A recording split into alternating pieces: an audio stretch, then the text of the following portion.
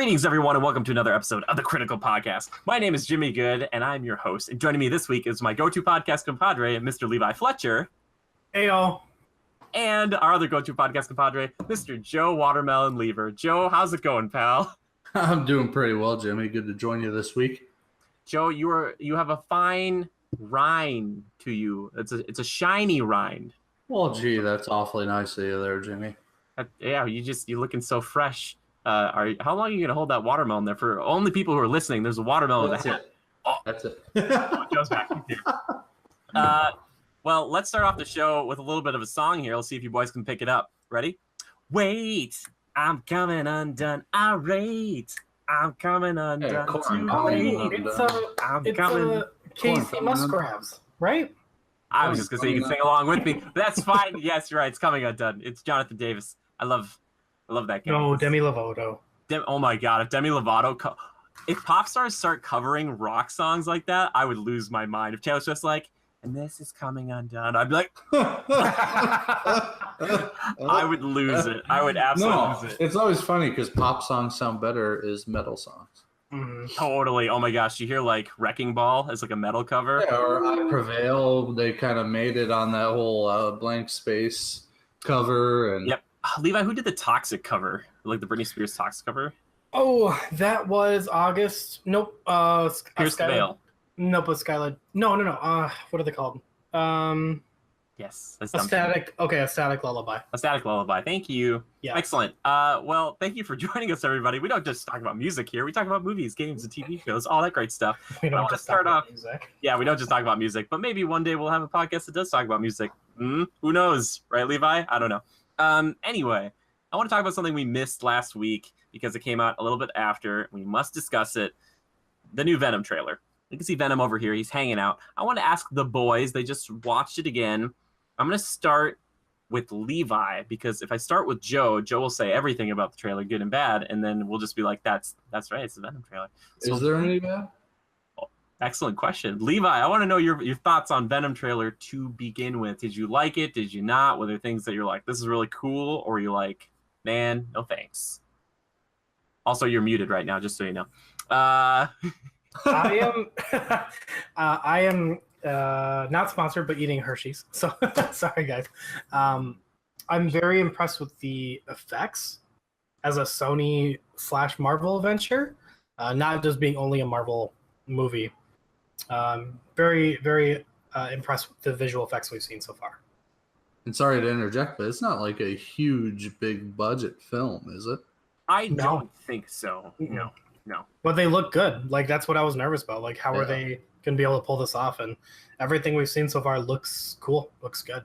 Besides the effects, though, like, how do you feel about, like, Tom Hardy, about the plot? Is there anything that you are, like, really excited about there? Or are you just kind of like, I'm only going for the effects, like Venom and stuff? Well, such an action-based movie. I mean, I'm not looking for a lot of depth here. It's not a Lord of the Rings 4, you know? That's true. That would be every day. Anyway. Amazing. No, I mean, the Tom Hardy fits the character. I like Tom Hardy's got that like kind of gruffness to him, which matches this personality. Yeah. All right, Joe. Joe, I know you have opinions and thoughts on this. You just said I was gonna die if he panned back down on the freaking watermelon. He's sticking to the watermelon bit. It was too heavy. I tried to grab it with one arm, and it was too far away. Joe, Venom trailer number is it like 2 or 3 now? How do you feel about it? I think this is 2. And how do I feel about it? At first there were a couple things I was kind of like, like the whole Eddie, look at me the way I see it. We can do whatever we want. And I was like, dude, I don't know. Why are you like coming off as like a second head and stuff? Yeah. And I thought about it after seeing it for the 15th time. It's like, I thought to myself, no, I mean, that's kind of how it would go in the comic book realm, right? It'd probably do something similar to that or whatever. I mean, it's all right, whatever. Otherwise, yeah, it seems awesome. I recommend watching the trailers with something with a lot of bass. There's some Skull Candy Crushers. Because, dude, that Venom voice with the bass is just like, whoa. just melts your spine. Levi said the visuals great. I think it is as well. The effects are pretty good looking. You can tell, the budget, they had to be careful with using too much of the transformation and all that, and they kind of do effects where it's just like the symbiote coming off of him and doing stuff, and that's fine. That's how it would go real life kind of a thing. It's not always going to be him full suited, right? So, the little corny, I'm going to start with your arms, then your legs, then I'll eat your head or your face.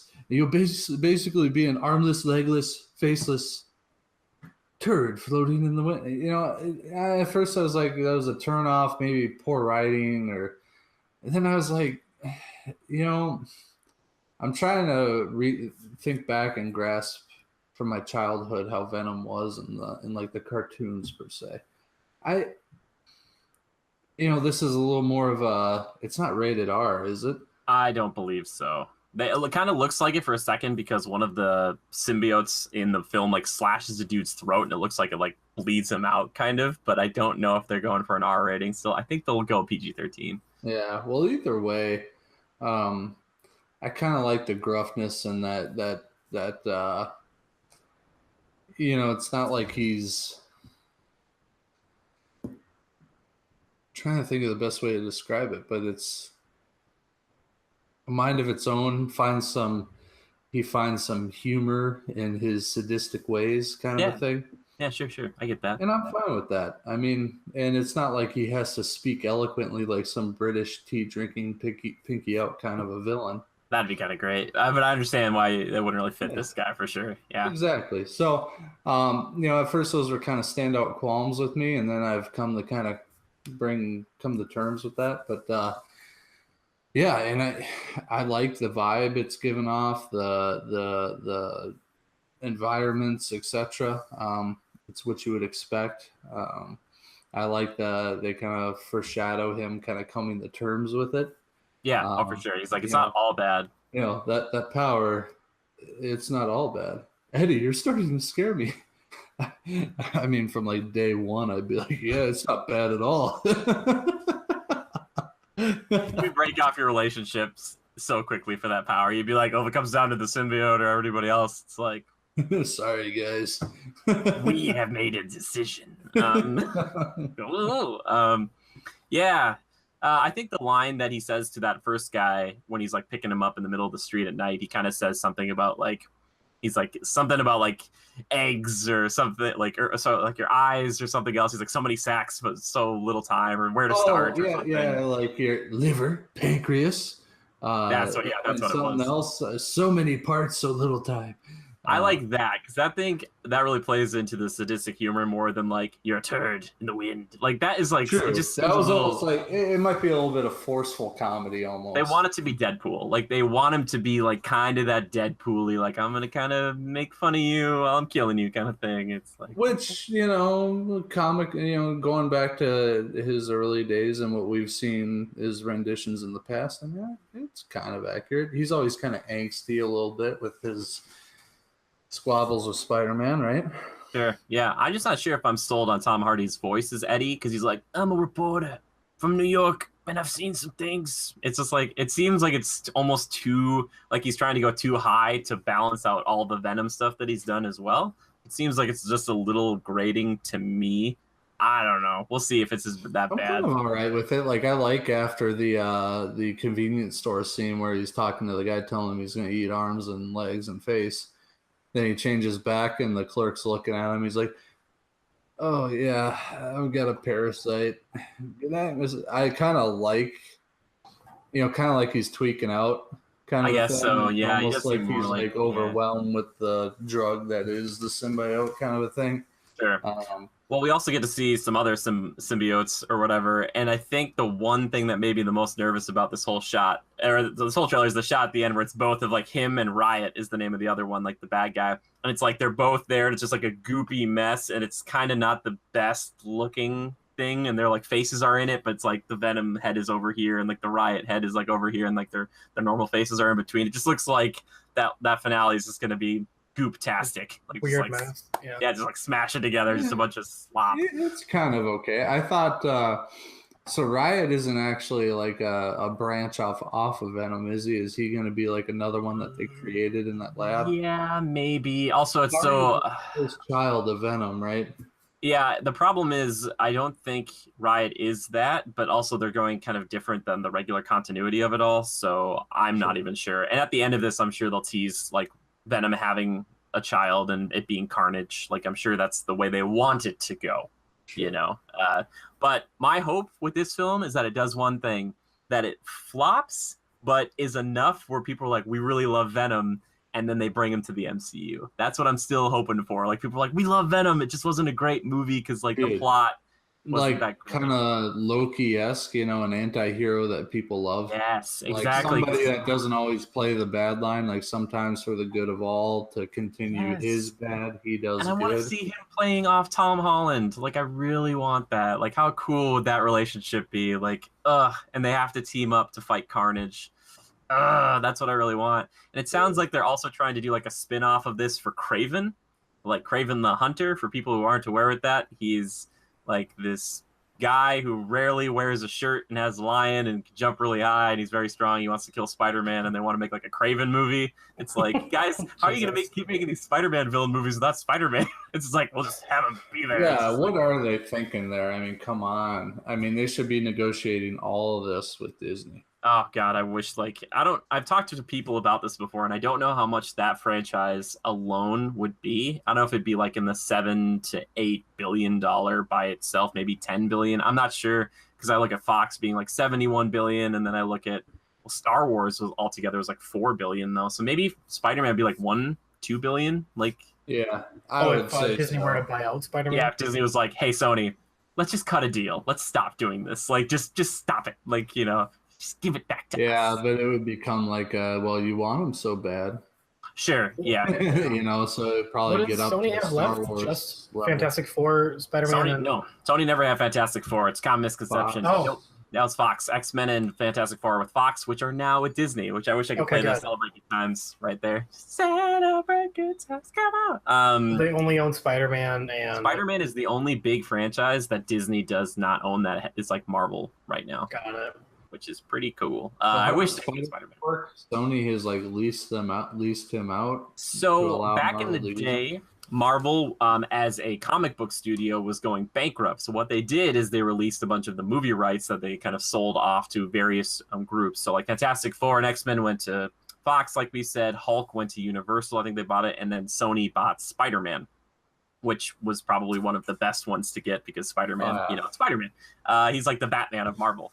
So like everybody now, obviously Disney's gotten them all back and collected all of that, but that's the last one. If they get that, you know, and the deal has gone well enough for them so far. They've done like it's like a 4-picture deal with Spider-Man in the MCU. I wouldn't be surprised to see Disney like show up at Sony like after this is all done and be like, hey guys, just look at this. Look how much money we're making doing this with your character. What can we do where it's like he's always part of it, and you let us have access to these other like villains and all this other stuff too? Like, please, just like, what are we? Sony will want a slice of the pie, you know. So that would Sony my partner. Pie or a couple slices, and you got a partner.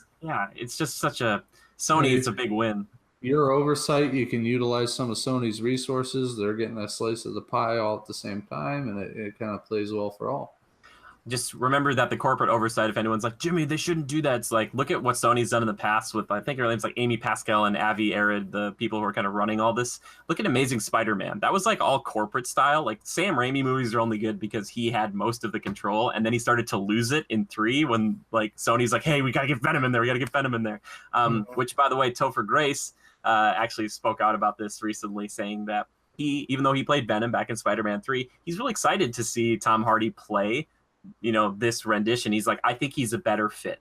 He's like, I was so excited to play Venom back in the day, but he's like, I just think Tom Hardy's a better fit. And I was like, good on you, Topher. Yeah, he's like, they're giving him the appropriate physicality now. Yeah, I know. I was like, good for you. Also, I kept reading. Apparently, he played like he was doing like a KKK movie, like where he played like an infamous clan leader, and he's like to de-stress from all of that. He made a Hobbit cut that was only 2 hours long, and he took all 3 movies, and he's like, I edited it together to like de-stress from being that like horrible person. I was like, that's a really cool thing to like be like, oh man, I'm really stressed out. What can I do? And he's like, I can make those 3 movies into 1 movie. Just, like to type it at home. I was like, I want to see that edit, dude. Yeah, because he's in that new movie, Black Klansman. Yep, that's the one. Yeah, I was like, but anyway, be weird. Yeah. So I just wish that Sony could figure it out with Disney and all the Marvel stuff, because I'd love to see, like, if Marvel had a chance, Marvel Studios, we need to be more specific. Now, Venom is a Marvel character, but Marvel Studios is the people responsible for MCU. So when you go see this movie, you'll see the Marvel thing flash in front, but you wouldn't see Marvel Studios. They're not, heading this whole thing. Yeah, it says in association with Marvel when you watch the trailer. Yep. So. Yep. Mm-hmm.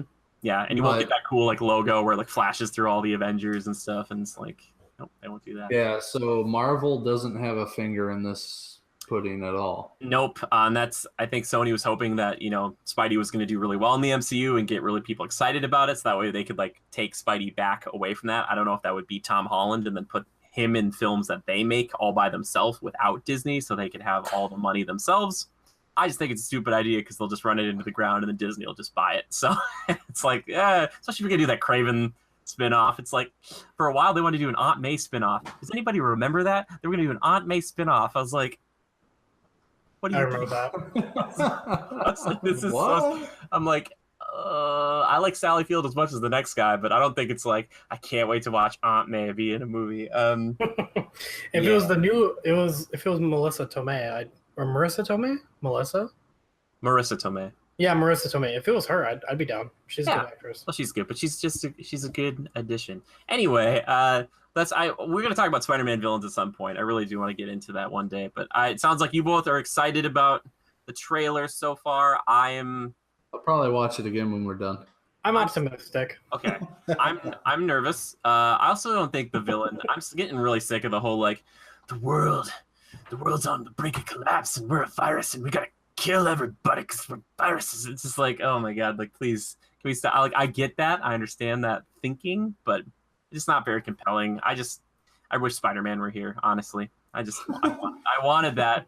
Spider-Man as a villain is such an interesting concept, especially they did Sinister Six, which they want to do, but no, I think to start, this is a step to get to that point.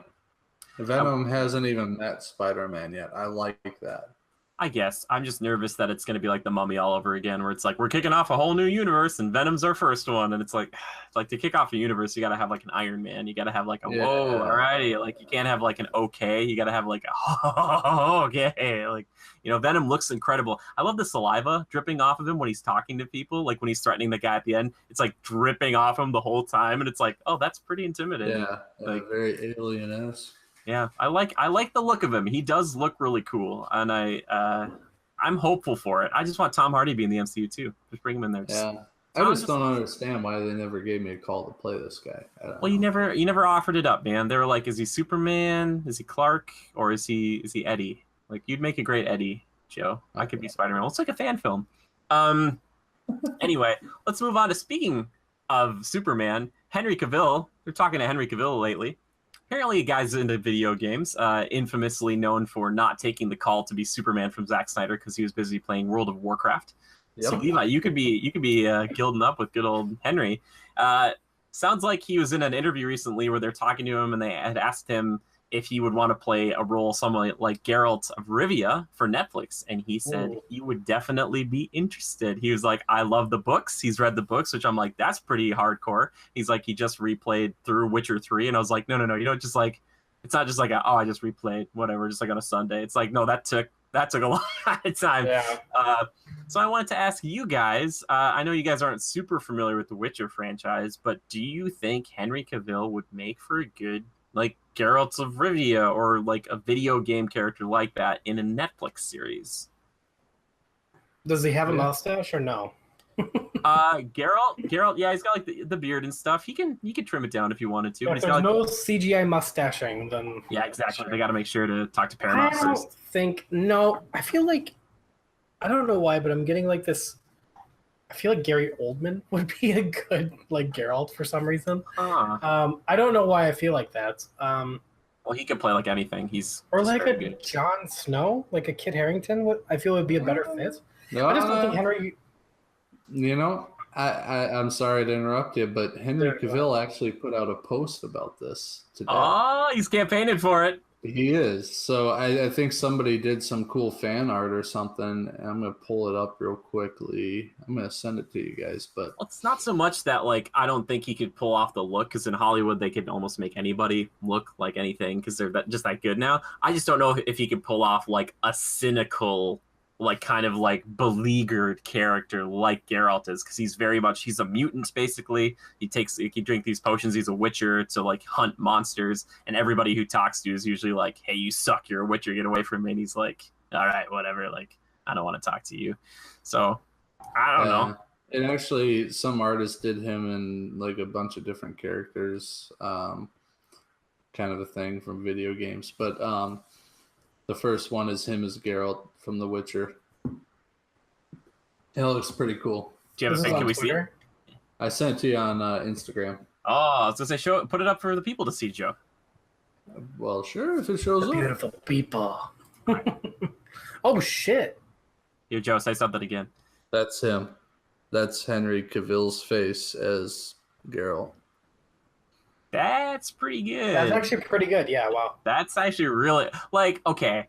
Hair and makeup. If you get someone, like, you need to have someone passionate about, like, a video game franchise to be in these movies, because I think that's one of the problems we face with a lot of them. That's why they flop, is because so many are just like, yeah, I guess I'll do it. Like, Michael Fassbender was in Assassin's Creed, and it seemed like he just could not care less. Like, he was just kind of like, I'm an assassin. Whatever. And like Jeremy Irons himself even said, he's like, it's just another paycheck. I was like, dude, you can't say that. Like, it's like, so if he's excited about it, Jeremy Irons, he was in it. He's not an assassin, but he's like one of like the lead kind of bad guys in the background, and he's like, I just read lines. I would, I'm okay with it if you really wanted to. Are we talking a series or a Netflix original film? We're talking a series, I think, which I think is enough to give it legs and length to go. Also, like, think about it like this: if he's willing to do a TV series, which most movie stars aren't, but it's Netflix, so it's kind of in a different realm. Yeah. What if they make it like Supernatural, but like Geralt and Witcher stuff? I would watch that every week. That's exactly what I'm thinking, and yeah, somebody who's familiar with that storyline, the characters, the game, he's read the book, so he kind of has knows the ins and outs. I mean, he can really bring it to life better than others could, and almost acts as a sort of consultant. Yeah, exactly. I look at somebody like Christopher Lee, who played Saruman back in Lord of the Rings, may he rest in peace, and he actually had met Tolkien, and he was a huge fan of the books, and he's like correcting people on the job site and stuff, and I'm like, that would be incredible to have him be like, I am going to be Saruman, and I know everything about this character, and you're like, cool, great. I don't have to tell you your motivations.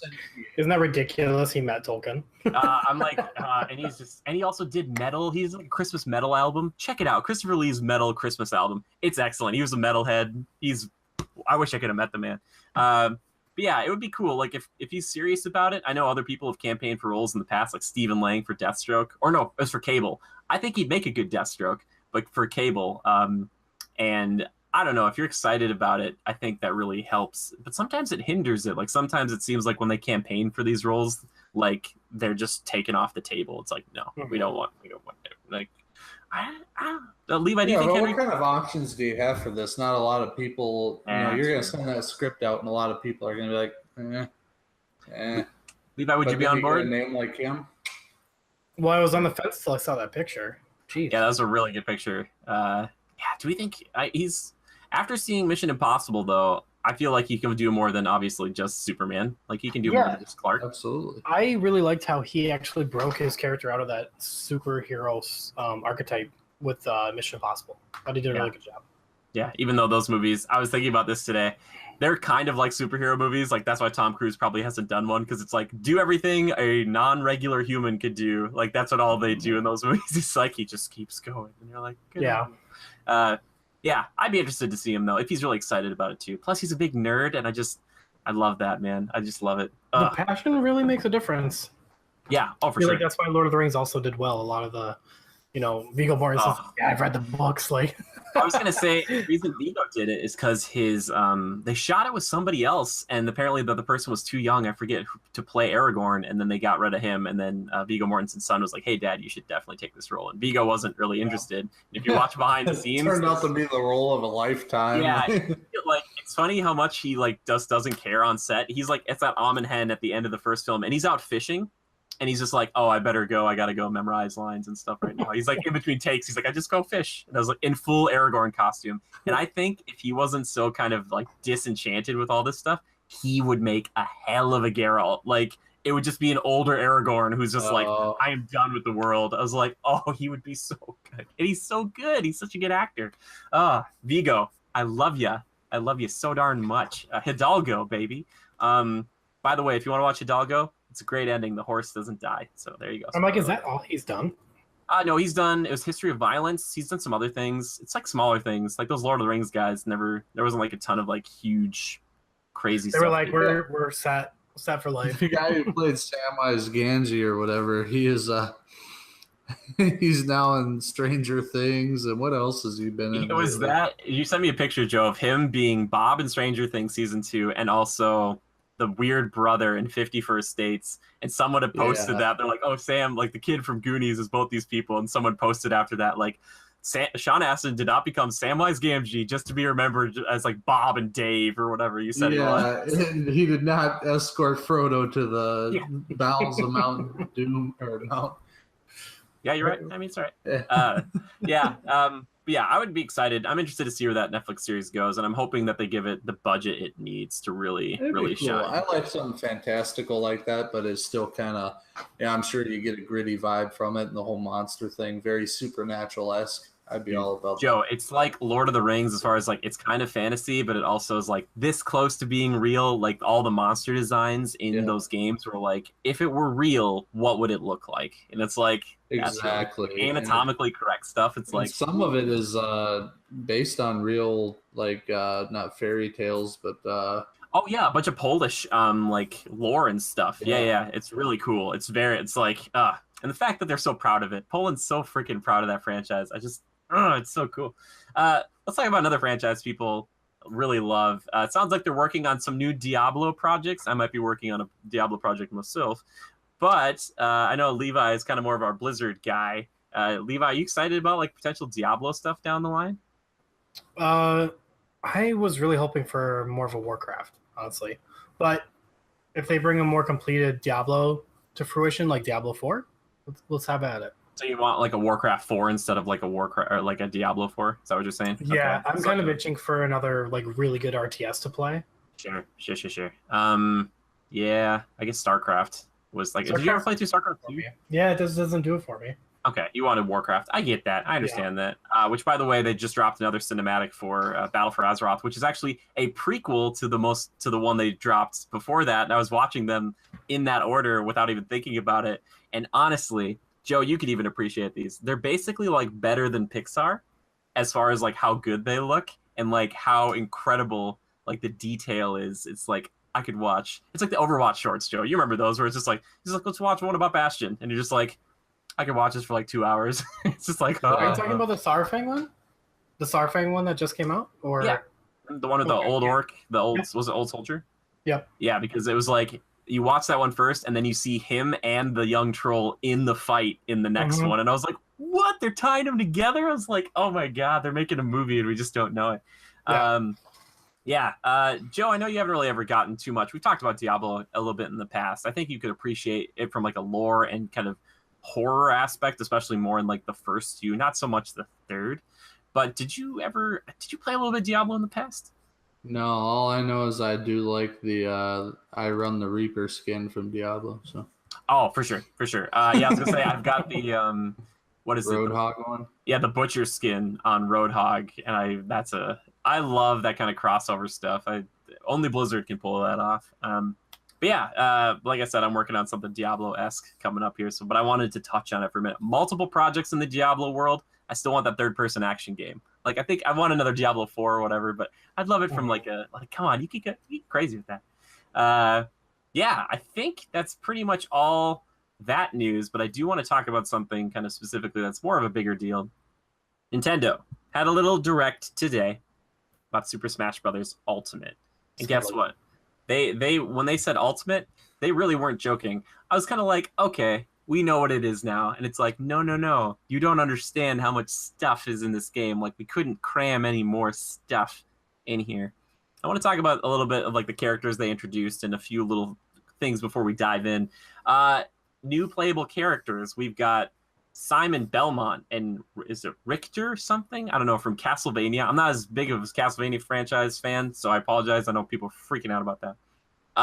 We've got Crom and Dark Samus, who are echo characters of, I think, like maybe Ike / Marth and just Samus, which seem, I mean, they look cool. They're clones basically, but they look cool. And then Big Boy, King K. Rool from Donkey Kong Country and Donkey Kong 64, a big crocodile boy, likes to take off his little crown and throw it around and punch people.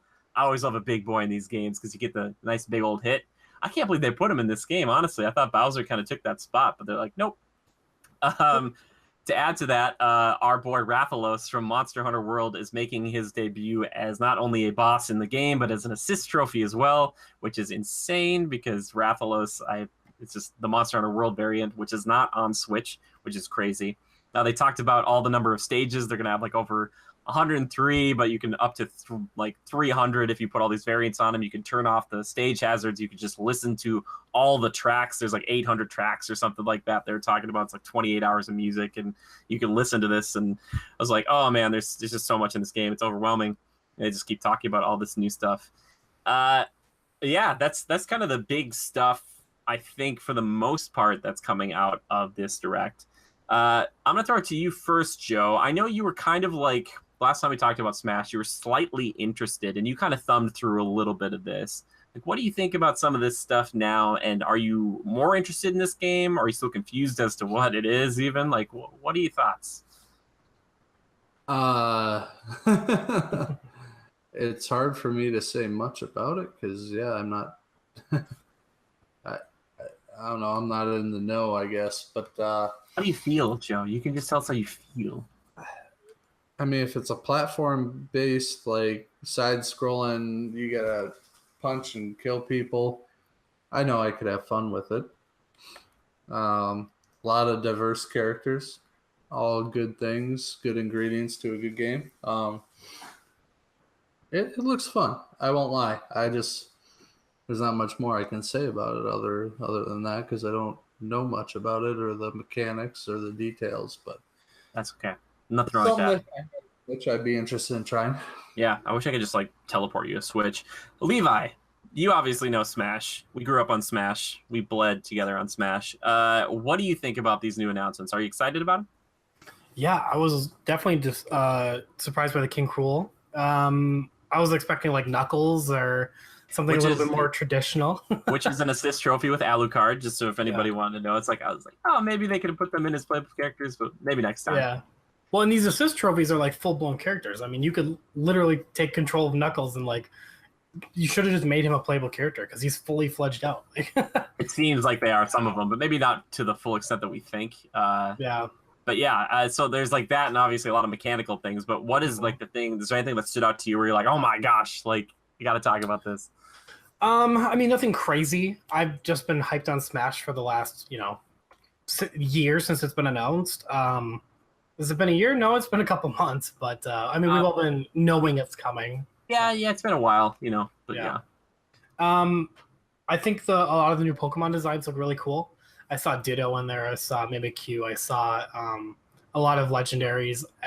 I was impressed by how many they're really putting into this game. And not the Ditto, by the way. Like, I feel like putting him in the game is just like, it's like with Kirby. They're like, hey, we should put Ditto in this game. Like, yeah, there's gonna be like 1,000 characters, so we have to make like 1,000 versions of like kind of a Ditto kind of like character. You know what I mean? Yeah, and they're like, let's do it. Yeah, I'm like, oh god. Anyway, keep going. I think what's most impressive is just the sheer scope of what is being put into this game. Yeah, literally Super Smash Bros. Ultimate for a reason. I hope it's not definitive, like it's not, the end all be all, but I think it wants to be though. Yeah, he always wants to be, but they've got it chained up. They're like, you've got 5 more years. Yeah, they'll make a definitive version once all the DLC characters come out, and they're like, and this is the definitive edition. Like, yeah, well, I mean, You mean like the last one in the series? Oh, I mean, like, no, after this one's out for like a year and they've added a bunch of DLC characters, they'll like have like a new version of it. They'll be like the definitive edition with all the DLC characters, and this is like the ultimate Smash Brothers Ultimate. Yeah, if Wii U had actually taken off, they would have done that with Wii U Super Smash. Oh, for sure. Totally. No, I mean, I'm not a huge Castlevania fan. I know that there's a lot of Castlevania fans, though, that are interested in this. And good on them. I mean, I'm excited to play them. I always love new characters. And if this is what breaks me into Donkey Kong Country or breaks me into Castlevania, what a cool place to start. Yeah, totally. I didn't know anything about Snake, and then all of a sudden Snake was in, Smash World. So yeah, and for like people who are like, how you can't play Castlevania and play Metal Gear? Like Levi and I got in more towards like the N64 era a little bit more, so Castlevania was just like a little bit before our time. And I'm excited for people about it. It's just like for me, I like seeing a weirdo character I didn't think they were going to put in the game. And King K. Rool is definitely that. He's just this big crocodile who likes to hunt down the Kongs. I'm like, I just think it's absurd because I thought they won't do this because he's too much like Bowser. And I'm sure people out there are saying like, he's nothing like Bowser, but he's like a big like lizard guy. It's like, you're so funny. Your comment, it's like, well, I'm glad you liked Suicide Squad, but it was trash. No, I'm happy for you that you like it. But I just knew when I saw the Castlevania stuff, I was like, people are gonna lose their minds, and I'm happy for them. It's just that like, it just almost gets to a point where with some of this stuff, where it's like, all right, everybody, deep breaths. Like it's okay. Like and I'm excited that they're excited, and I love that we're still getting like these cool announcements for these characters because one of the best things about Smash is that you get this cool like lead up to the actual game. And Sakurai even said in like his video that he plans on showing off every character in the game, which hopefully they'll still be like, a secret character or two. But I think that's a really cool thing. And the way they show them off and they have these little cinematics and stuff, which are so great. Like they bookended this one with the beginning of like Luigi being stuck in Castle Dracula or whatever in Castlevania, and like Simon comes in to save him, and then at the end it was King K. Rool fighting the Kongs. And also Death Scythe is in this game as a weapon now from Castlevania, so Mewtwo with Death Scythe is kind of the best thing, honestly. When I think about it, it's like that's a dream come true. Or Charizard with a scythe, that would be pretty neat too. Talked about this a little bit, Levi. They could turn off stage hazards. I love that. They also said you could turn every stage into an 8-player Smash, which I thought was nuts. And I also, like, my little Smash heart was so warmed by the fact that I saw, I think it was like, I don't know if it's Hyrule Castle or whatever the N64 one was, and Saffron City were there. And they're like, we tried to up-res them a little bit, but we wanted to leave them to be kind of retro. I was just like, oh my gosh, to see these stages again. I know Hyrule, they kind of changed some of the spacing a little bit, but just seeing those and knowing that like every freaking stage of every freaking Smash Brothers is going to be in this game is like, are you nuts? And to make them all 8-player worthy, I'm like, what do you like? They're just talking about, oh yeah, you could change the music on the stages too and do all this stuff. I'm like, this is the most customizable fighter of all time. I'm like, this is so I'm like, it's insane. It is insane. Just listening to the numbers alone is like you guys are freaking me out. And Nintendo knows it. Like they make like little meters that go past the top of your screen and like, oh, look at it, we got so many things. So I'm excited, and it's getting me more and more excited. They just announced a bundle that it was going to be like Smash Bros. Ultimate with a GameCube controller, like an adapter for 4 GameCube plugins, which I already have that. I'm just waiting for that Smash Brothers Switch bundle because I think that would be such a perfect game to really get into it. Or the Let's Go Pokemon or Pikachu and Eevee. I think they have like a GameCube Joy-Cons now that you can put on your Switch. Like a GameCube controller. I saw that somewhere. I know that you can have a GameCube controller attached somewhere. I think you have to buy the little dongle thing for it.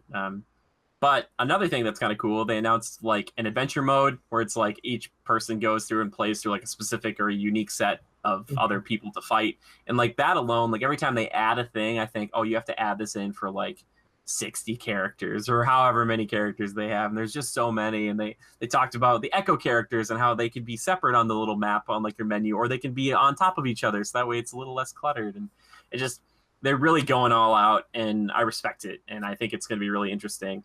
I wish there were more Pokemon, not necessarily as like in the Pokeballs. I wish there were more Pokemon to play.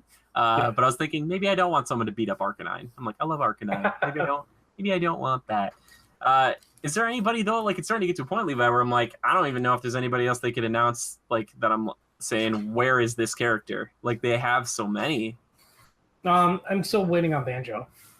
Dude, okay. Thank you for bringing that up. I was tweeting Phil Spencer about this. I think, what if that's the last character they announce? It could be.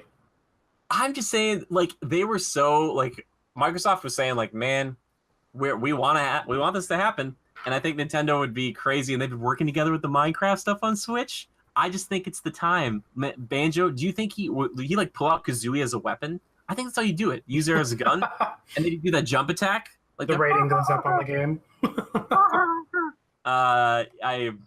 I'm not even a huge Banjo-Kazooie fan, but I just love that world, and I just wish that it could be in. You know, the new heroes we've been getting, I don't know why they call them heroes. The new characters we've been getting have definitely been out of left field. Yeah. Castlevania was not what I was expecting. So I could just see I could just see Nintendo digging real deep here. And they have a lot of stuff to pull from. Like, what if we get, like, another Final Fantasy character? What if we get Sephiroth? What if we get one of the World Ends With You characters? What if we get something from Kingdom Hearts? They could really dive into all those IP properties, you know? Which I do want to take a moment here and just read off a few of these because it's like kind of a community feedback question I had earlier. Is like I was asking people what do they want to see next, you know, as far as characters, because we didn't think there were really going to be too many more, probably. Ryan Lehman said, where are my Golden Sun characters? Also, someone for Monster Hunter would be cool.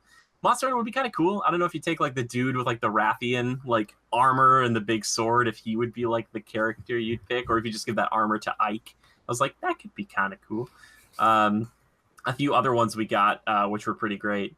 Dad Jackman said Cuphead. I think that's a really good one. Riley said Sora.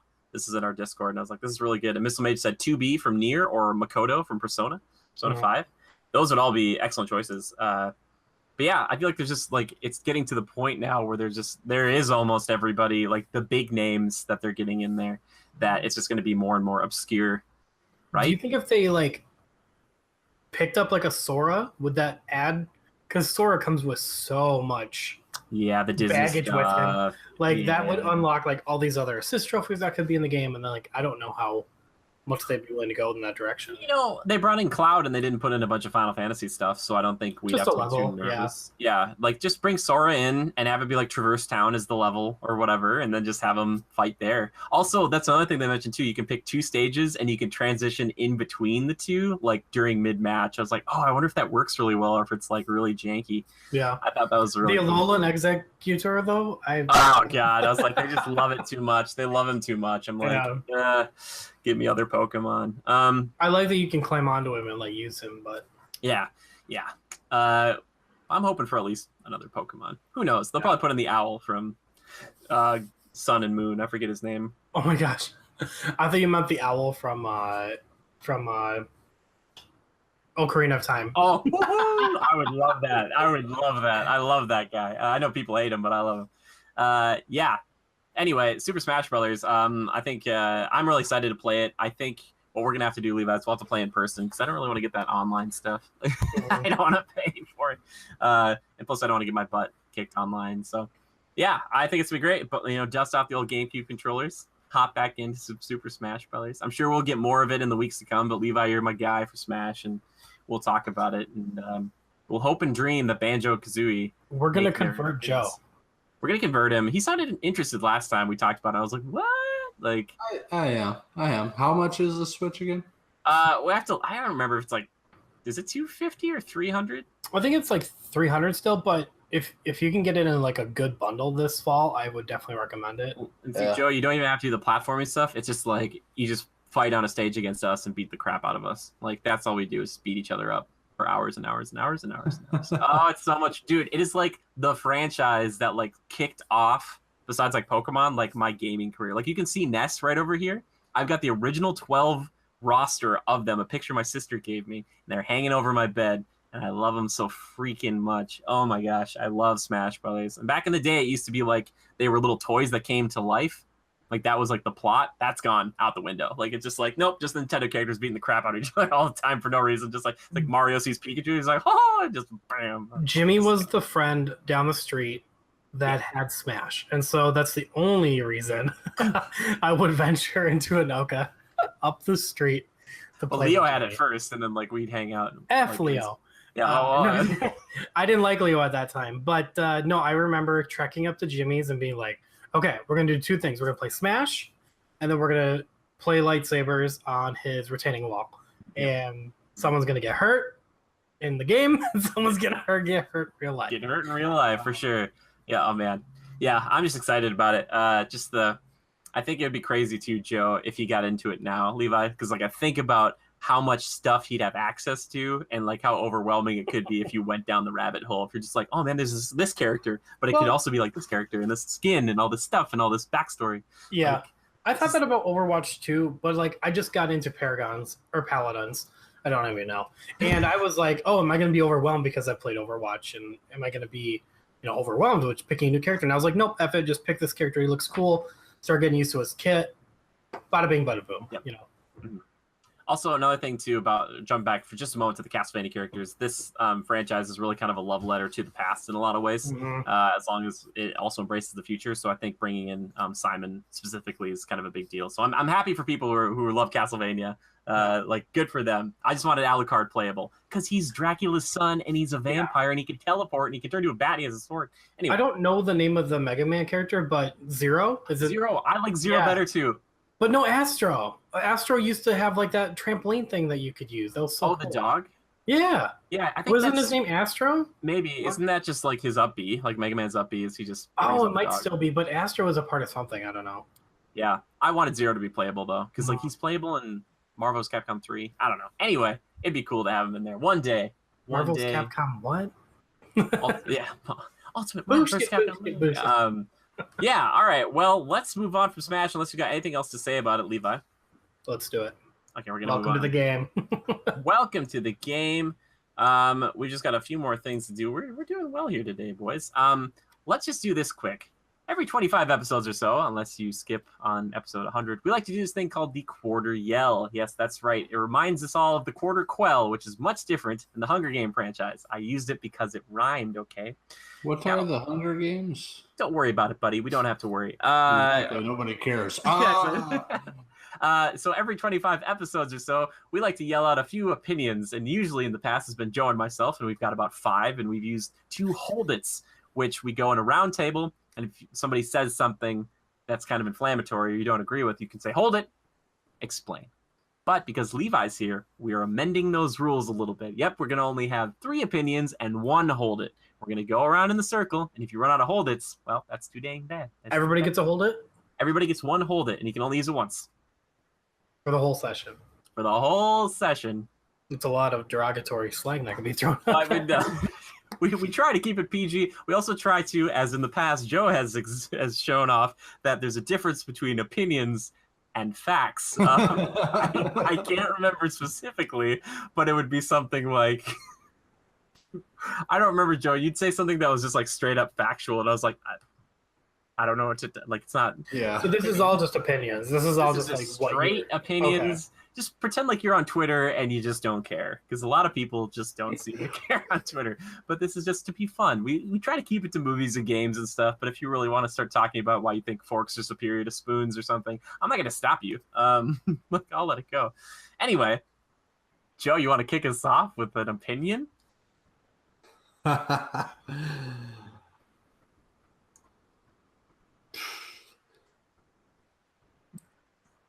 Oh crap. Good start. Like I have a few queued up. I'm just not sure how to go about this one, the actual statement I want to make. So we're gonna get a slow start here, people. We still love you. It's okay. I get to put in the time codes, and it's better this way. Perfect. Unless you want to defer to Levi. Defer. Okay. The Gears of War franchise has become boring. See, he's going right. It's part of the strategy. I'm not gonna say. And stale. No, hold it. I'm gonna wait for Jimmy to say something about Halo. Let's go. Yeah. Well, World of Warcraft. No. Arwen, not Arwen. Arctis Bus. This would be a softball, boys. We just talked about it. Arcanine is definitively the best Pokemon ever. Okay. But is he a Pokemon? He's a dog. Oh, I forgot to mention that if you say this opinion and nobody stops it, it becomes a fact. No, I'm just kidding. In the books. Joe, do you have an opinion? This most recent version of Venom is the best character ever. Okay, Nice. no, he is the best monster rendition since Alien. Wow. Like any monster? Oh. Okay. Levi? No hold it. First round, no hold it. Damn. Ryan Reynolds, Green Lantern. Don't do it. It's one of the best movies. Oh my Are god, we I just trolling got each other? No, yeah. it's a text from corporate. It said, "Tell him to shut up now."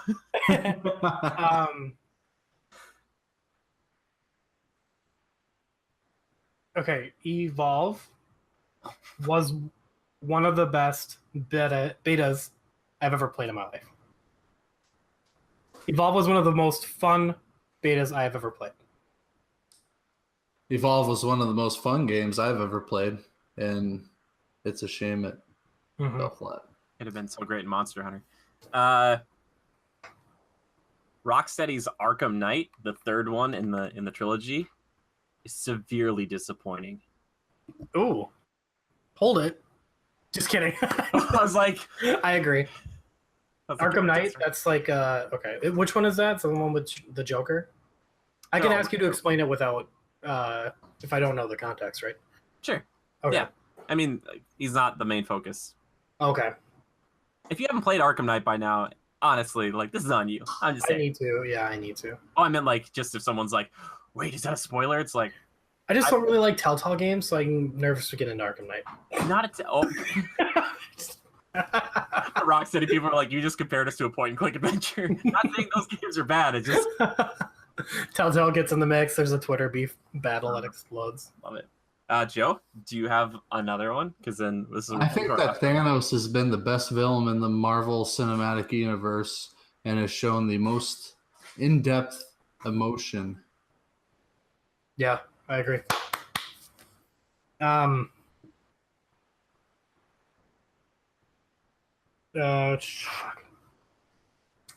See. We're being so civil here tonight. I kind of like it. God, that's an inside joke. That's the hard part too. It's like it's hard to do like a. Almost Easy was one of the best singles Avenged Sevenfold ever released. Hold it. All right.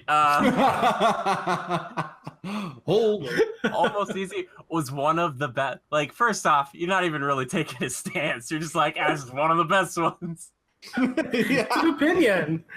It was one of the best singles Avenged Sevenfold ever released. I want an inflammatory one. I want it is the best. Like, I want you to be like, it is the best. I can't say it is the best. I can just say it's one of the best. Bad country. Oh, that's a shoddy one. Skip him, come back to him. Yeah, my buddies would kill me for that because we always make fun of my buddy Zach.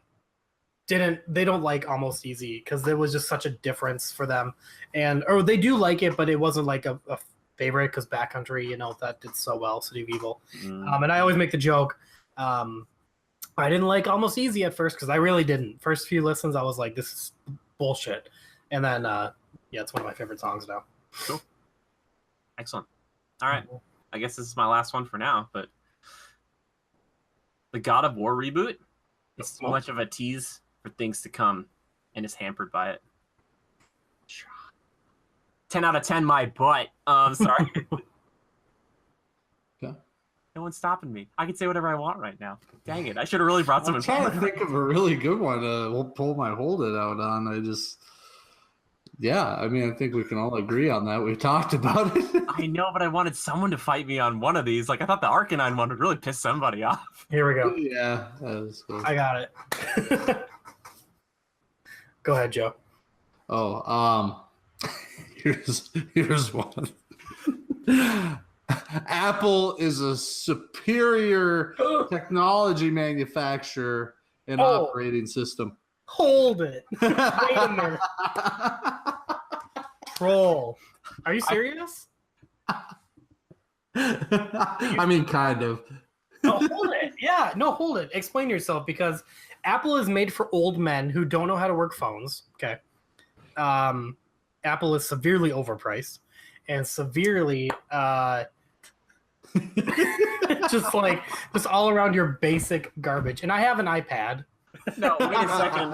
I have an iPad, but there's second to none in their paperweight technology. yes, I did it. you can furnish an entire house with old iPads, iPods, iPod Nanos. Yeah, you got a point. You got a point. They're good at editing stuff, though. Do you have an iPod? Do you have? Is that what are I they have called? an iPod. I have an iPhone 7 Plus. I have a MacBook Pro, the 15-inch or whatever. It's kind of on its last legs, though. It's been used to hell. But I'll say I have an iTub. It's just like a dude, tub. I've heard those are sweet. Yeah, it cost me like $50,000. Wow. So I took the non-hipster route, but I got one of the very first Microsoft Zunes. Oh. I liked my Zune. My Zune. Not hipster route and Zune in the same sentence. I won't allow it. Listen. My Zune was a brick, and it was awesome because it had so many songs on it. It was like this big and this color. Yes. Like, I'll tell you why I liked it. So iTunes bugged me how you had to sync everything. I loved that on my Zune. I literally could just go on my computer, drag the song I want, drop it right onto the Zune, and call it a day. With iTunes, you had to be like, do you want to give up your birthright of your firstborn to sync Almost Easy to this playlist? And it's like, no, I don't. It's like, just let me fucking drag and drop it, Apple. But they're like, no. they didn't like that. I think in the mobile game, I prefer how, Apple, clearly Apple, the iPhone is the more predominant or prominent cellular device, so I think everything is more compatible with it. I had a Droid operating system on I think it was a Motorola Droid X Razr or whatever it was, touchscreen, all that, looked kind of cool. It was thin, it was a pretty big screen, but everything I did, and I'm talking like if I'm even using it for work, business wise, it was always like, okay, you've clicked that. Now you got to click this. Okay, there's one more click you got to do. Okay, I'm glad you found this button because we hit it really well. Clicks that up. Yeah, it was a little convoluted and clunky in that aspect. And, the way some of it functioned just wasn't very intuitive. Whereas I think Apple has done a good job in that respect. And as far as making things very intuitive and easy, yet it can do very complex things, but it doesn't make it hard to do them. I also am a sucker for aesthetics, and I think that's where Apple gets its major market. You may be totally correct, Levi, in that Apple really is just an overpriced paperweight, and it is a shame that they are so overpriced, knowing that they're not necessarily a superior machine in any way. But I am such a sucker for a good aesthetic. I love the simple, clean lines, the brushed aluminum. There's not a lot of weird edges or shapes on it. It's just a simple, sleek feel. The keyboard isn't all wackadoo crazy. It's just simple, straightforward. It's backlit. It's what you expect. That's the kind of thing I like. I like that there's not a bunch of stuff that comes off of it, like. Yeah. Some computers, they have like this that'll fall off, or this little panel that you push and it pops out and stuff like that. I will say I agree with you on some stuff because like my iPad, I do enjoy my iPad. I love how it's such a simple user interface, and that's what I feel like goes well with an iPad or tablet. Yeah, based on what you're using it for too, right? Yeah. Personally, and I do like what's the video function? If one person has iPhone and the other person has an iPhone, you can just like video chat real quick. What's that called? Oh, FaceTime? FaceTime. I like FaceTime. Yeah. That's cool. I wish they would do something like that besides like having to get like Skype or something on your phone. Yeah. I have a Google Pixel XL. Do you really? How do you like that phone, dude? Google Pixel 2. I do like it a lot. I really like the Google functionality of it, honestly, because we've got Chromecast in our house. We have a Google Home. It's nice to go into the bedroom and be like, hey, play Frasier, and it does. So Yeah, it's cool. that's cool. I've got a Chromecast function on my Vizio smart TV. I mean, I can do most everything from my Apple products to that, but it depends on what you're using and how you're using it. But yeah, no, I agree. That Google Pixel, I mean, that seems like a pretty slick phone. I wouldn't mind. I think what kind of bugs me about Apple is they make it a rat race to see who has the most updated version of what they just did, and it's not enough difference. Sure. You know? So that's kind of what bugs me. It's not like the consumers. Like, you don't bug me for having an iPhone. I don't. Well, it's like I've got this iPhone 7 Plus. It does everything I need it to. It works perfectly. It's got. I don't know that you could want any more. Like, I have no ambition to like drop $1,000 and go get an iPhone. But these people are like, let's go get the iPhone 90, and it's like, what is the iPhone 90? I just got this new phone. It's pretty sharp, don't you think? They're like, well, my iPhone 90 like shaves my dog. It's like, okay, great, that is a good product. Well, what are you gonna do with that $100 pair of clippers you just bought? Yeah, it's like, okay, when you can have something that stands out from the crowd, that justifies the price for me. But yeah, I wish they weren't quite so expensive because there's nothing mind blowing about them that the HPs and Google stuff can do. So yeah, it's a shame. But do you want to pay that extra $400-$500 for aesthetics? Yeah.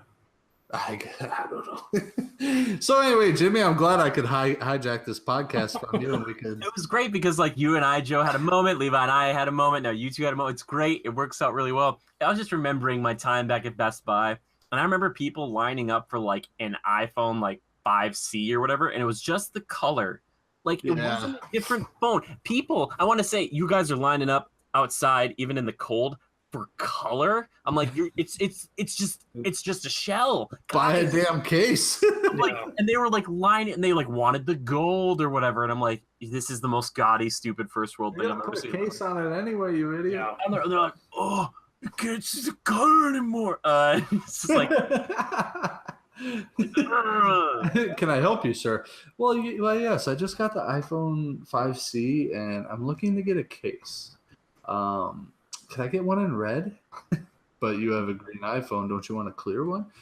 Well, I wanted it green, but now I don't. So, yeah. Is there any way I can get both colors? I'm just gonna go buy another one. Like it's just like it's funny. That is such a debate when you like. There used to be the commercials, the Apple versus the Mac and PC. Yeah, Apple. Like, I mean, that's a debate any of us could have for hours. Sure.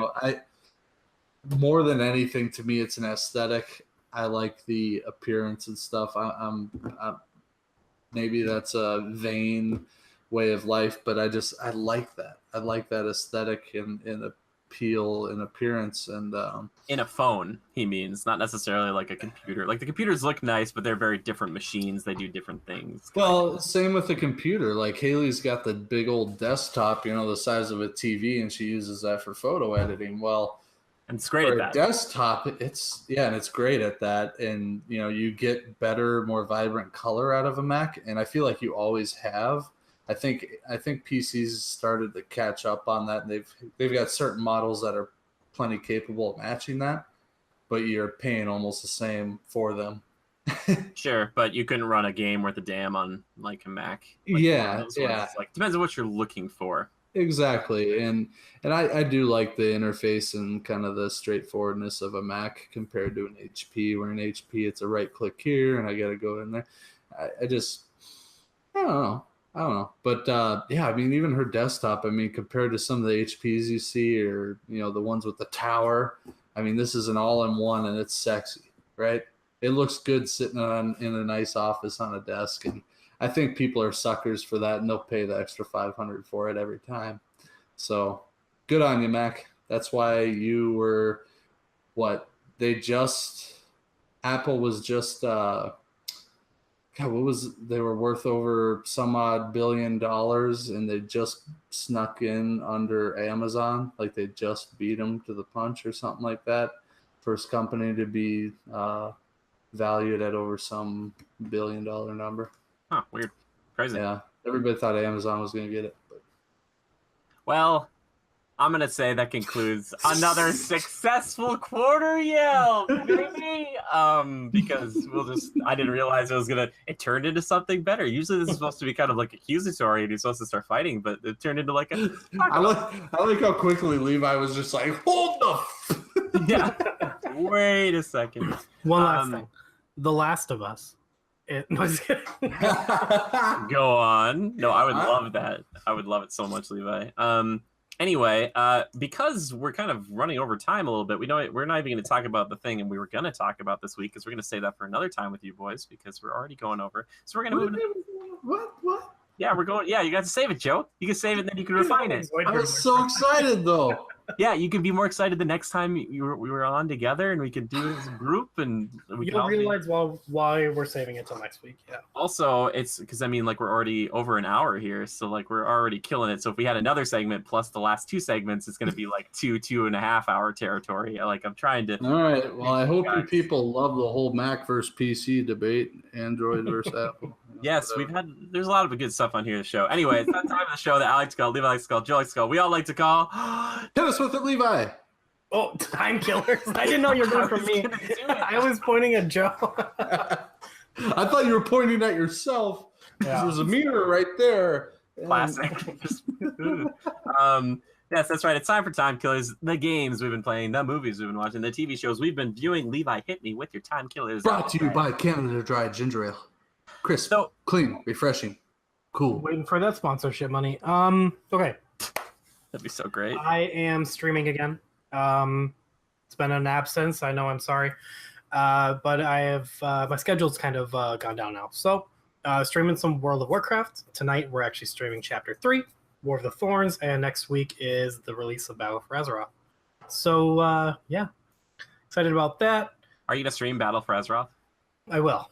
Yep, you bet your ass. Playing a little bit of Paladins too. Actually, it's not bad. It really isn't. It works pretty damn smooth on the Switch for a MOBA game. I mean, if Overwatch had come to Switch, I'd be playing that. Well, Paladins isn't a MOBA. It's more like a hero shooter, right? Not a MOBA. Yeah, sorry. It's exactly like Overwatch. Okay. Yeah. Yeah. Other than that, not much. I haven't been seeing a lot of movies lately. I just got back from Phoenix, so. Welcome back. The Land of Fire. The Land of, oh my God, yeah. And dust storms. And drunk girls on patios. Anyway. So you guys having parties down there. Yeah, that's it for me. What about you, James?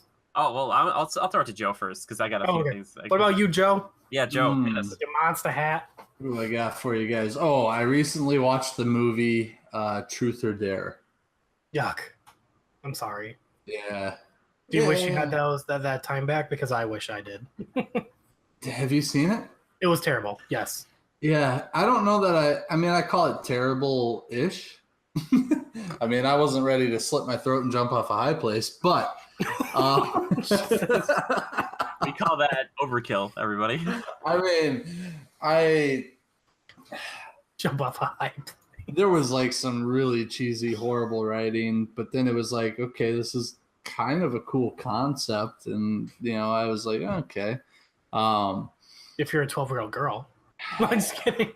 Well, on Friday nights when my brain is wiped from the long work week, I'm essentially a 10-year-old boy, so whatever. I was going to give you so much respect if you're like, I'm basically a 12-year-old girl. I thought it was weird. Their faces when they did that thing that was like, truth or dare, that was really weird to me. Yeah, it was awesome because the demon was kind of possessing them, right? Yeah. And the big old smile, truth or dare. Yeah. And then, it was a little predictable because you kind of knew where things were going. And yeah, it was pretty dark at times. Like, geez. I feel like this story could have easily turned, because it sounds like a horror story. But usually when you play Truth or Dare when you're a kid, it's mostly just to get the truths out, because you would be like, oh, so who do you like? It's so like if the demon is like, Truth or Dare, I'd be like, truth, and guess what? I have a crush on Becky. Yeah, basically what it was, though, it was like some little church nun girl in like the old timey Mexican conquistador. It doesn't sound like this has anything to do with any of this. Dude, trust me, it does, right, Levi? The classic young. It was like a little convent girl who was being abused by the priest in old conquistador Mexico. I'm sorry, viewers. We're gonna cut to a quick commercial break. Jimmy, insert something right here. Dude, I just like the whole you little young Mexican non-conquistador girl, and like, like, I'm way more interested in the film now because I have no idea how it's set up. Well, I like to think because it's written the that way. whole thing is that the girl was being abused by the priest, and she was like a convent girl or whatever, a bunch of young girls studying religion, whatever. And it was in like 1890 something, right? So at this old church, you know, priest is abusing them. She gets fed up and like conjures some demon or whatever that's supposed to possess a person, place, or thing, or even idea. And so it ended up possessing the truth or dare game that the little girls were playing together. So they were playing, and then one night the one girl went crazy and slaughtered the priest, and they found parts of him all over the church. Yeah, so anyway, the demon is like, so he inhabited, or what's the word, possessed the game, the idea, and the game never ends because he plays it to his own hand and basically makes life a living hell for all of them, and, you know, finds joy in the killing and all that because he's a demon. He's almost like Loki 2.0 times a million. And but at the end, he always makes one or two of the players go get more players. Like, I dare you to get more into the game, kind of a thing. And yeah, I don't know. It's just kind of interesting how they outsmarted at the end. Spoiler alert, let's flip the switch. This is the big spoiler. The rest of it you don't need to care about. If you want to, you know, cool down with some, you don't have to think kind of a movie, go for it. But spoiler here, fast forward 20 seconds. So this, the way they beat it is at the end, he's like pitting them against each other because they're trying to trap them back in the canister. And instead of them killing each other, they post a video on YouTube that goes viral. And so, like, the world is seeing this YouTube video, and they're inviting everybody to play the game. So needless to say, now this spirit or demon can go from person to person all over the world playing this truth or dare game, and they just play their turn. The catch to the whole thing is that they can only, it goes truth, dare, no matter what. You can only pick 2 truths in a row. And everybody wants to pick truth because it's easy, right? Well, yeah. Is it R-rated? Was it? I don't think so. It should have been. There was a little bit of nudity in there, dang near. I don't know. One, Joe, you need to do more movie reviews. Yes, please. It's so good, dude. Oh my god, I really. I'm serious about that. I love says it's a horrible movie. It kind of was, but it was still entertaining in its own right. Yeah, I mean, it was so bad that it was, you know, it's one of those like. God, yeah, if you're just looking at kind of like kind of shitty Netflix movie. Exactly. It never needed to come to theaters. Yeah, which I'm surprised it ever did. Yeah, boys, the writing was bad, but it was entertaining. I still want to scale from 1 to 10 for both of you. Ooh, you do like a 1.5? Ooh, yeah, I give it maybe like 2. A 3.5. Okay. Yeah, 2 or 3. I appreciate you guys using, like, I really want to make a video about this where, like, what, like 5 and lower, because here in the States, if you have like a 5 or a 50 on a test out of 100, it's a failure. But there's a really special bell curve, I think, where it's like, if it's out of 1, you almost want to recommend it as much as a 10, because you're going to say, like, well, it was so bad, I don't know how they managed it. Where you're like, it's entertaining. Like, yeah, you're like, well, I have to see this movie now to see why it was so bad. Yeah, exactly. It's like, yeah, like, what do you consider a 5 is like a fair, an 8 to 8.5, you know, around that range is a very good, or you call it good, and then 10 is, you know, and so what do you consider like a 3? I've always said like 7 was a fair. But I mean, really? Yeah, because I go on like the you know, at 5 and lower is like a failure, so 5 is like. Oh, see, I guess I don't consider it that way because that 1 to 10 is a broad spectrum. I mean, what is 1 through 5? I don't know. I don't know that 3 is a total failure. I think 2 is when you're tripping over your own feet and you shouldn't have bothered. Sure. But 3 is like you had something there, you just didn't quite capitalize properly on it, and therefore it wasn't worth paying for. Yeah, I just like to think if it's like a 1 though, it's like if it's a 1, it's essentially you're just saying I should have quit watching 5 minutes in. Yeah, I guess so. Or it was so bad I couldn't stop watching. Yeah, truth or dare. Anything else, Joe? And then obviously lots of vermin killing. Sure. And a little bit of Overwatch lately. I'm loving that Hammond character. For me, I've been playing Permatide 2. We played a lot of it last weekend, which is a lot of fun. A lot of it. But besides playing Dragon Age Origins, which I stream on Mondays, I have been on a movie kick. So I tried watching Letters to Iwo Jima, and it is I saw that. World War II film told from the perspective of the Japanese, and it was fine. It was made by DreamWorks, and so it doesn't. I was kind of hoping for something a little more along the lines of like a Saving Private Ryan as far as like budget and kind of the gripping story, but it wasn't really there. That got me on like a Japanese kick, so I watched 2014's Godzilla, which I'll probably watch again because I'm all about Godzilla right now. And I gotta say, the music and the intro to that film are like so freaking good. I can't even like. It's just too good. Like if they would have cut out those human characters and kept Bryan Cranston in it more, and Ken Watanabe. Anyway, really enjoyed that. Then I watched The Wolverine, which is the sequel, so that one's in Japan. Not so bad. I remember it being kind of boring, but it was pretty good. More of a character. Oh yeah, that was a weird movie. I caught some of that on TV one day. It's good. James Mangold, the director who did this one, and I think he also did Logan. He's all about like, what if Wolverine lost his powers to heal? Like that's kind of like the big thing in these two movies. And it is good, and I like going to Japan and having Logan be kind of like a fish out of water story. I'm like, Sure. oh, this is fun.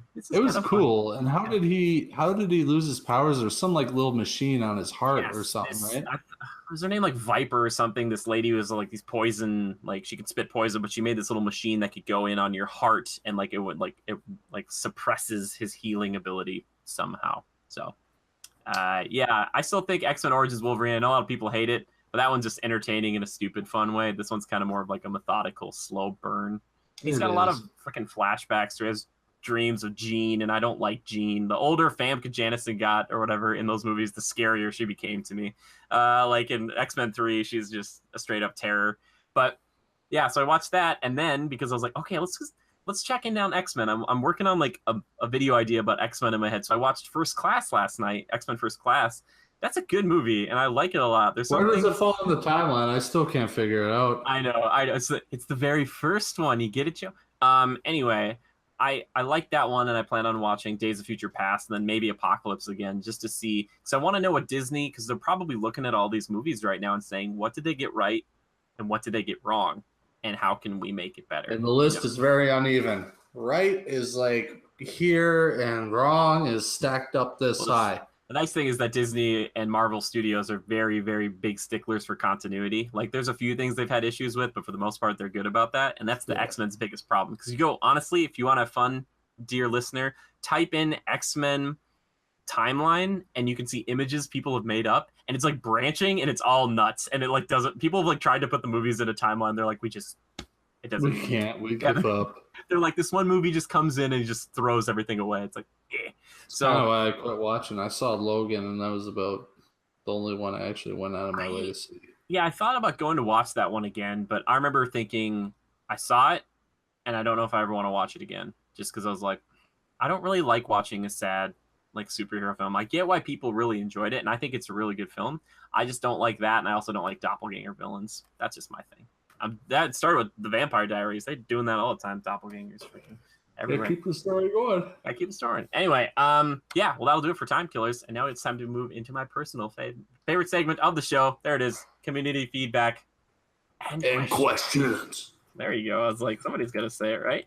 I talked about some community feedback we had from this week, but I inadvertently forgot to mention the ones from last week. So I'd asked everyone last week, favorite action film and or franchise and why? Because we're talking about Mission Impossible last week. Corey Lang, my good buddy Corey, he said Terminator 2, ahead of its time. Arnold and James Cameron both in their prime. Dude, did he rhyme that? And groundbreaking special effects that remarkably still hold up today. Still one of the greats. Dallin says the original Bourne trilogy. I'm huge on well choreographed hand-to-hand combat in films, and the Bourne series does it well. Good pick.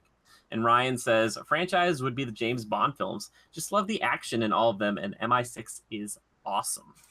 was like, cool. When I originally read the MI6, I thought you meant like Mission Impossible 6. I was like, Yeah, I was like, what?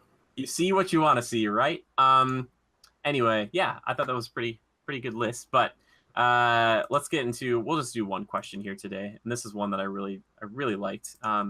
This comes in from our buddy Missile Mage. He says, when I was younger, I used to place myself in the background of books I'd read and games I'd play, secretly doing stuff in that background. If you could place yourself in the background as a secret character influencing the plot of any movie or video game, what would you choose and what would you be doing? So once again, you get to put yourself into a book or video game in the background and you are secretly influencing everything. So nobody knows who you are, what you are. Yep. So for me, I'll go first because I'll let you guys have a moment to think on this. I think one that would be really fun was to be like in a heist movie, to be like in Ocean's 11 and be the 12th member and have them never know it. Like I'm there helping them at every turn, but they never knew I was part of the crew. Like I was like Clooney and I talked beforehand, or Danny Ocean, and he's like, we can't tell anybody. And I'd be like, they'll never know I'm there. Like, and like in every scene of the movie, I'm somewhere like in the casino, just like watching, just like. That's pretty cool. I thought that'd be kind of fun, you know, because then you'd be getting money at the end.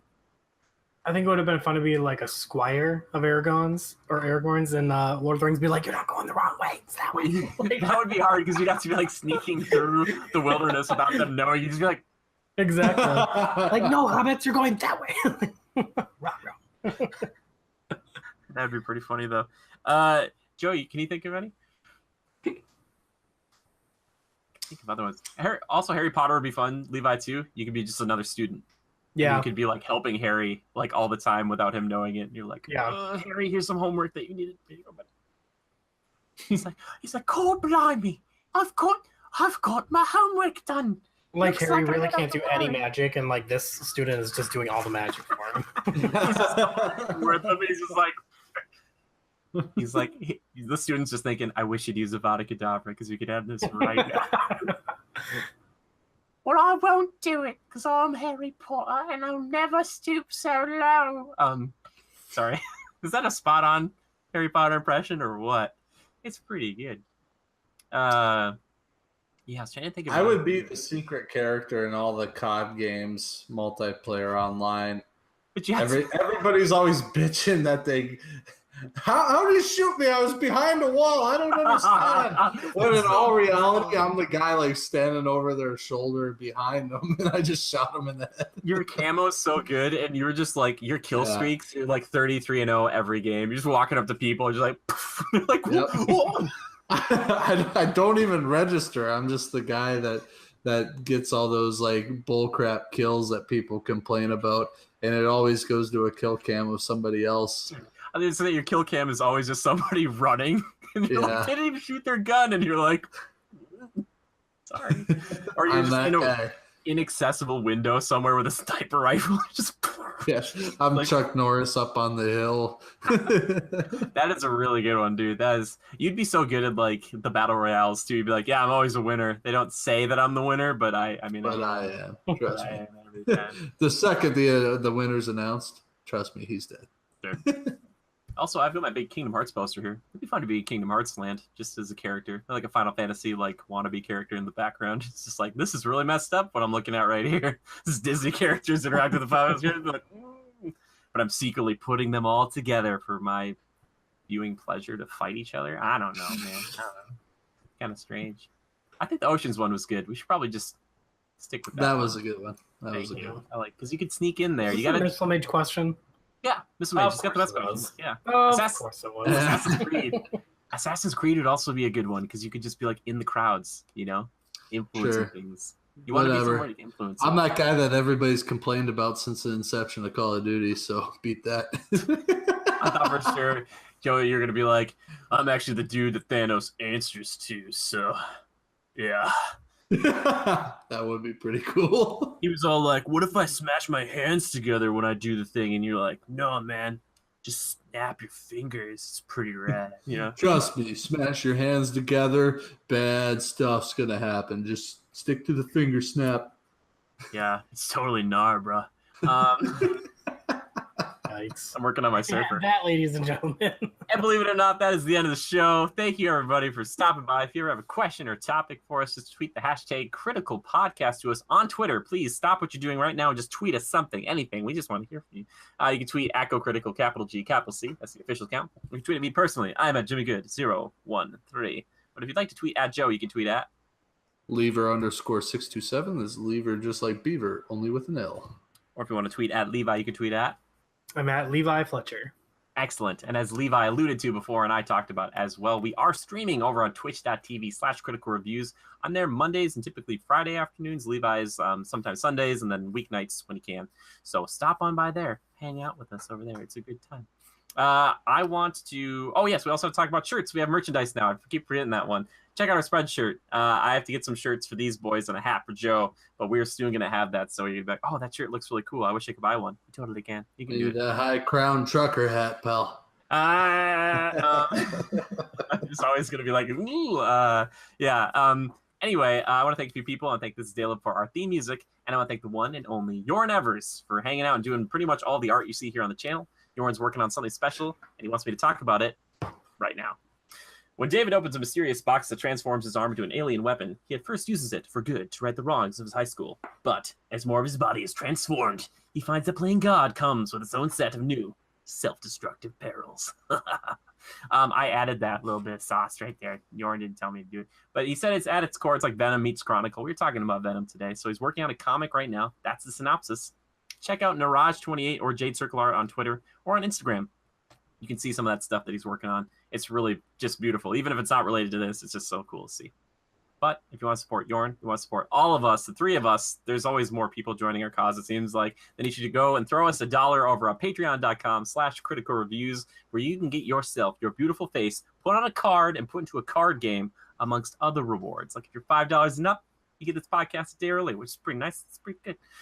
So yeah, if you're already a patron, thank you so much. I highly recommend that you suggest this to other people if you enjoy us. That helps. A like and a retweet, they do so much. You don't even know. But yeah, thank you, boys, for hanging out with me here today. I think I've talked about pretty much everything. Joe, do you have anything else you'd like to say to everybody before? I always want to give you guys like a final closing thought. Oh, closing thought? Adapt and over... Oh. Get Welcome to the... Oh, gosh, I gave you guys just one thing. I gave you just this little present. You just snapped out of my hands. No, thanks all for listening, for watching. We appreciate it. We're having fun. We hope you're having fun. Perfect. Levi, anything over for you? Welcome to the game. It's so funny. Anyway, thank you, everybody. We'll see you next time. And just remember to adapt and overcome. You say it so much better than I do.